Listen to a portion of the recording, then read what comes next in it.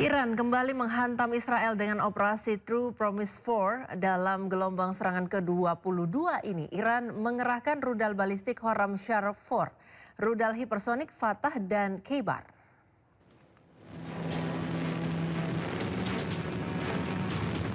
Korps Garda Revolusi Iran merilis rekaman yang menunjukkan gelombang ke-22 Operasi True Promise 4 yang menargetkan situs-situs Zionis Israel dan Amerika Serikat. Gelombang serangan terbaru ini melibatkan rudal balistik super berat, Horam Shakhar 4, rudal hipersonik Fatah, dan Khaybar. Sementara itu, juru bicara Markas Besar Pusat Khatam Al-Anbiya, Ebrahim Zolghafari, mengumumkan bahwa Iran telah meluncurkan lebih dari 2.000 drone dan lebih dari 600 rudal ke aset Israel dan Amerika Serikat pada minggu ini. نیروی هوایی و دریایی ارتش جمهوری اسلامی ایران با پرتاب پهپادهای انهدامی به سوی سرزمین‌های اشغالی، پایگاه هوایی رامات دیوید و سایت راداری میرون در اراضی اشغالی را هدف قرار دادند. همچنین محل استقرار تروریست‌های آمریکایی در کمپ اودیری کویت نیز دیگر هدف حملات پهپادهای هجومی نیروی دریایی ارتش بود. Zolghafari mengklaim bahwa Angkatan Laut Iran menargetkan pasukan AS yang ditempatkan di sebuah kamp di Kuwait. Sementara itu, Angkatan Darat Iran melancarkan serangan pesawat tak berawak terhadap markas militer AS di Erbil, Kurdistan, Irak. Pasukan Angkatan Laut Iran juga menargetkan kapal induk USS Abraham Lincoln, pangkalan udara Ramat David, dan lokasi radar Meron dengan drone. Pemirsa, Menteri Luar Negeri Iran Abbas Araghchi mengaku siap perang darat dengan Amerika Serikat dan Israel. Iran bahkan menyebut invasi darat akan menjadi bencana besar bagi Amerika Serikat. Ucapan Menlu Iran ini muncul di tengah meluasnya perang antara Amerika Serikat dan Israel dengan Iran. Iran tidak akan melakukan gencatan senjata dan tetap berkomitmen melawan agresi. Sementara itu, media pemerintah Iran menyebut korban tewas di negaranya akibat serangan Amerika dan Israel mencapai 1.123 orang. Korban terdiri dari militer dan warga sipil. Adapun sejauh ini Iran telah melancarkan serangan terhadap pangkalan militer Amerika Serikat di 9 negara kawasan Teluk. Di antaranya adalah di Bahrain, Irak, Yordania, Kuwait, Oman, Qatar, Arab Saudi, dan Uni Emirat Arab. Iran menargetkan menyerang pusat data artificial intelligence di kawasan Timur Tengah. Hal ini dilakukan Iran karena kawasan Teluk digadang-gadang sebagai pusat masa depan teknologi.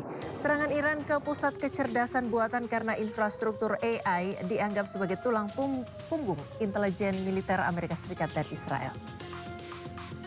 Serangan Iran diharapkan dapat merusak data yang dibutuhkan intelijen Amerika Serikat dan Israel, serta menghancurkan kepercayaan investor terhadap ambisi investor untuk membangun pusat kecerdasan buatan di kawasan Teluk. Pihak militer Iran menyatakan serangan terhadap pusat data kecerdasan buatan tidak bersifat acak, tapi bersifat strategis.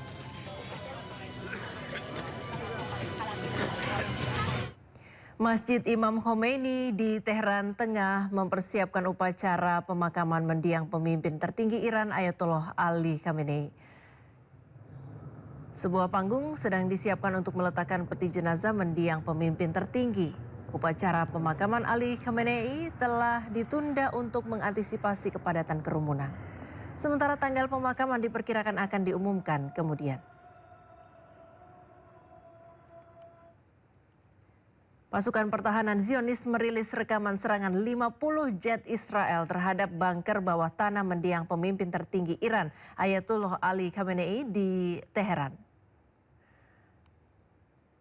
IDF menyebut lokasi ini sebagai pusat komando darurat yang terus digunakan oleh pejabat senior rezim Iran.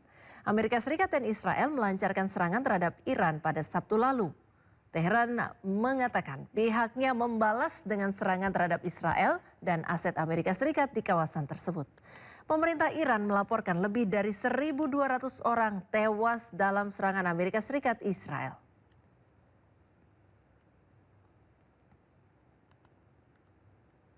Ya pemirsa, juru bicara Kementerian Luar Negeri Cina Mao Ning menyerukan penghentian segera operasi militer Zionis Israel dan Amerika Serikat di Timur Tengah dan memberikan dukungan politik untuk kedaulatan Iran. Cina merupakan sekutu Teheran sekaligus importir utama energi dari Iran. 中方反对美国和以色列违反国际法，对伊朗发动军事打击，支持伊朗捍卫主权安全、领土完整和民族尊严，支持伊朗维护自身的正当合法权益。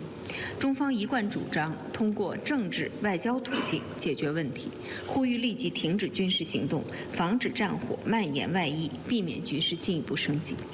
PBB buka suara di tengah eskalasi konflik antara Amerika Serikat, Israel, dan Iran. Juru bicara PBB Stephanie Dujarric menegaskan negosiasi diplomatik harus segera dimulai.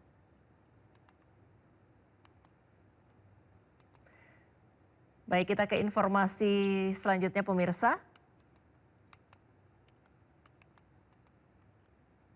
Ya, kita ke informasi selanjutnya.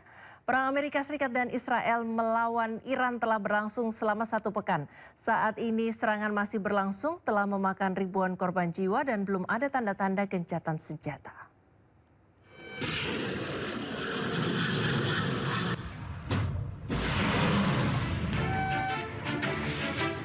Sepekan telah berlalu sejak Amerika Serikat dan Israel melancarkan serangan ke Iran Sabtu 28 Februari 2026. Hingga Jumat 6 Maret 2026, sedikitnya 1.332 jiwa dilaporkan tewas akibat serangan gabungan Amerika Serikat dan Israel di Teheran. Komando Pusat Militer Amerika Serikat mengatakan mereka telah menyerang lebih dari 3.000 target di Iran dan menghancurkan 43 kapal perang Iran sejak 28 Februari. Selain korban jiwa, ribuan warga Iran lainnya juga mengalami luka-luka dalam konflik ini. Pihak Iran mengklaim Amerika Serikat dan Israel sengaja menargetkan infrastruktur sipil. Sementara Iran menargetkan situs militer bukan warga sipil. Namun Amerika Serikat dan Israel mengatakan yang terjadi adalah sebaliknya. Setelah pimpinan tertinggi Iran, Ayatollah Ali Khamenei terbunuh pada hari pertama perang, Amerika Serikat menuntut agar Iran menyerah tanpa syarat.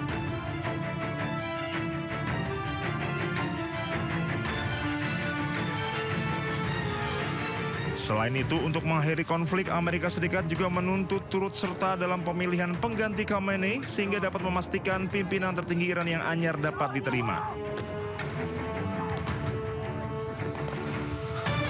Kini sejumlah negara termasuk Indonesia telah berkomitmen membantu upaya mediasi Amerika Serikat dan Iran. Ini menjadi salah satu sinyal pertama dari setiap inisiatif diplomatik untuk mengakhiri konflik. Pemirsa, Wakil Menteri Perdagangan Diah Roro Esti Widya Putri mengunjungi pasar tradisional di Ciputat, Tangerang Selatan untuk memantau pergerakan harga pangan. Masyarakat diimbau tidak melakukan panic buying karena pemerintah menjamin pasokan tetap terjaga di seluruh wilayah.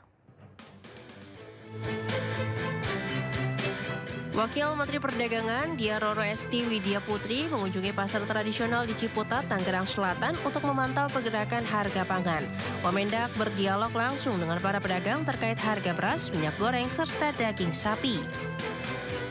Menurutnya, pemerintah terus berkomitmen jaga daya beli masyarakat agar tidak terbebani oleh lonjakan harga yang biasanya terjadi jelang Hari Raya Idul Fitri. Terkait stok barang, Wamendak menegaskan bahwa ketersediaan kebutuhan pokok secara nasional dalam kondisi aman dan mencukupi hingga Hari Raya tiba.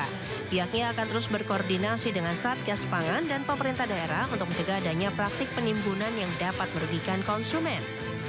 Minyak kita di sini alhamdulillah terpantau sesuai HET. HET-nya itu berada di 15.700. Tadi kita cek juga sudah sesuai dengan harga tersebut. Pasokannya juga aman alhamdulillah. Jadi itu aman untuk di pasar Ciputat. Lalu kemudian ada beberapa komoditas lainnya yang lagi naik. Salah satunya tadi cabai rawit. Cabai rawit itu sebetulnya harga acuannya 57.000. Jadi tadi begitu kita cek naiknya itu sampai 100-an ribu. Jadi lumayan drastis naiknya. Dan ada beberapa lainnya tadi kalau nggak salah bawang naik sedikit ya Pak ya. Jadi normalnya 38.000 itu tadi naik ke kurang lebih 40.000. Wamendak mengimbau masyarakat untuk tidak melakukan panic buying karena pemerintah menjamin pasokan tetap terjaga di seluruh wilayah Indonesia.